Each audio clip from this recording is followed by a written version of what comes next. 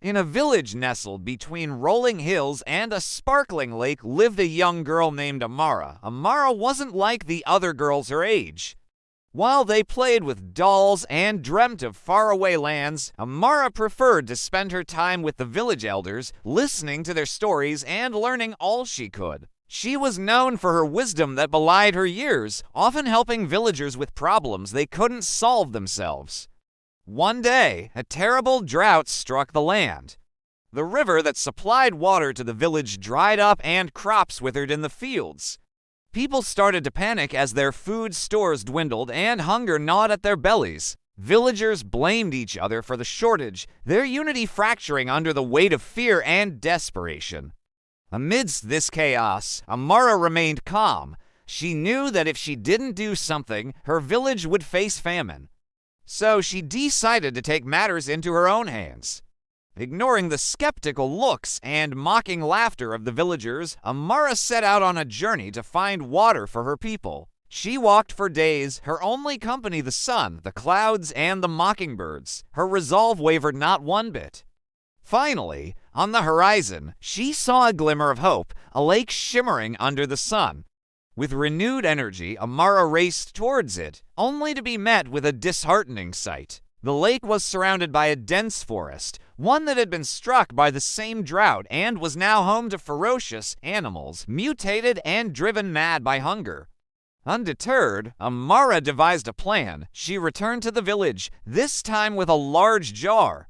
When the villagers saw her, their faces twisted with suspicion and scorn. "What can you do, little girl? You have brought us nothing but trouble with your silly plans," spat an old, haggard man. Amara held up the jar. "I have brought water from a lake untouched by this drought.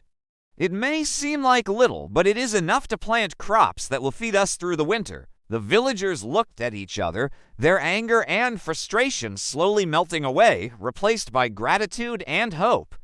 Together, they ventured into the forest. Amara, with her jar of water, led the way, guiding them through the thick undergrowth. When they finally reached the clearing with the lake, the villagers were stunned. It was as if they were witnessing a miracle, but their joy was short-lived. As they approached the lake, a giant, grotesque creature lunged at them, its eyes blazing with hunger. It was a bear, large and menacing, its fur matted and dirty. The villagers screamed and scattered, but Amara stood her ground. She walked slowly towards the bear, holding out her hand. In a voice that shook with controlled fear, she said, "Please, O mighty beast, let us take some water from your lake.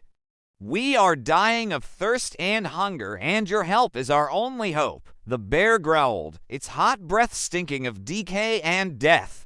But something in Amara's voice seemed to stir a memory in its soulless eyes, a memory of life before the drought, of fish to catch and berries to eat. With a final deafening roar, the bear stepped aside, allowing the villagers to take the water they so desperately needed.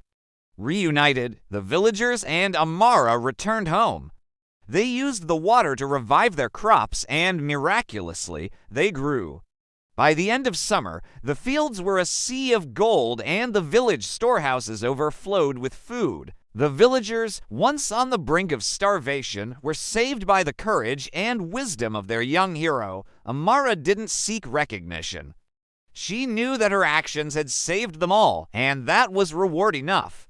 From that day on, Amara's name echoed through the village, whispered in awe by parents to their children. She became a symbol of hope, a reminder that even in the darkest times, one person's courage can light the way to safety and plenty.